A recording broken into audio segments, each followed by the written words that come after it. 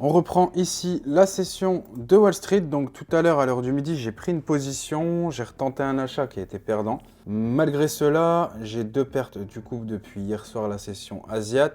Et on peut voir que je suis quand même à 420 de bénéfices. Donc là, on va regarder un petit peu le contexte depuis ce qu'on a des choses intéressantes à l'ouverture de Wall Street. Indécision en vue à Wall Street après la réplique chinoise. On va regarder un peu ce que c'est cet article. Donc là, on parle de matières volatiles.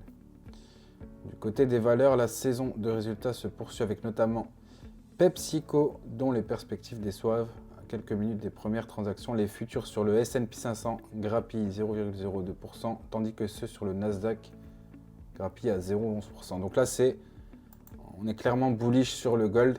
Donc là, on va quand même tenter d'attendre un retour sur le 0,50 de Fibo. Si on peut revenir sur la zone OTE, on le prendra. Ça sera un meilleur prix pour nous. Donc là, on sera clairement dans la zone discount.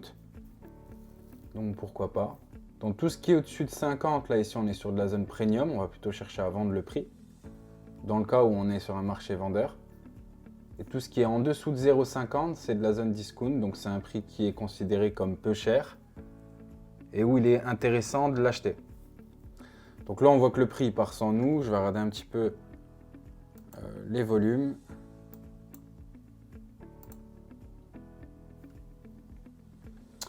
Donc, vous savez, quand j'ai des setups comme celui-ci, je vais toujours chercher à repérer une divergence. Si jamais j'ai pas tout de suite un setup sur ma zone d'OTE ou 0,50, et à ce moment-là, on va faire du RSI de Connor. Donc là, on est en M1.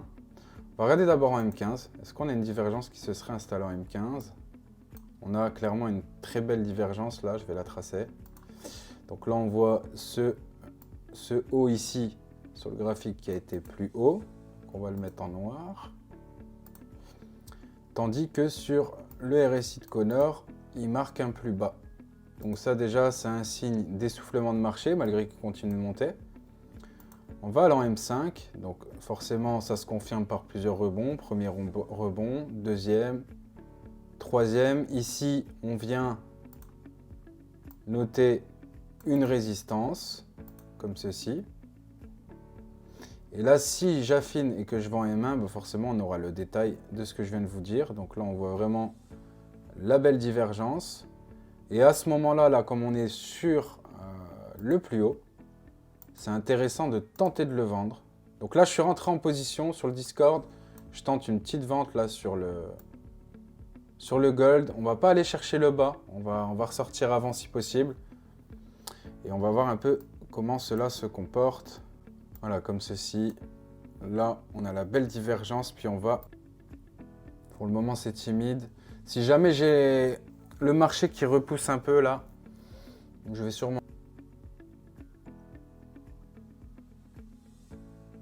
Allez, on y va. En vérité, on a fait un break-even.